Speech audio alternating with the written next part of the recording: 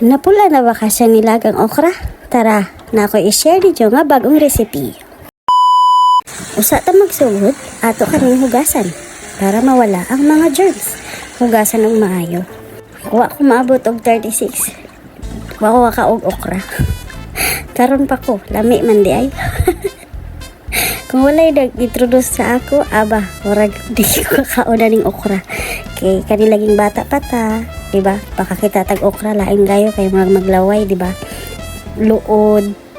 So, kani nga pamaagi nga pagluto, sayon na kaayo. Gihugasan ako, unya gibutangan na og asin, pepper og magic sarap di na mawa og gamayng mantika. Kay ato kaning ibutang sa air fry. Dili ta mag-oven para mas dali. I-air fry lang tani siya.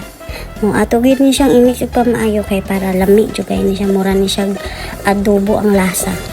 It's my first time. Kaya halos season sa okra karon diri sa Turkey. Mao sige ra sa kog kaog okra. Di ba? Okra is life po gani ang perming kanon gud. Nya ato na ni siya ibutang sa atong air fry 20 degrees. Nakabutang diha halos 20 minutes pero dili ta na siya humanon kutob ta sa 10.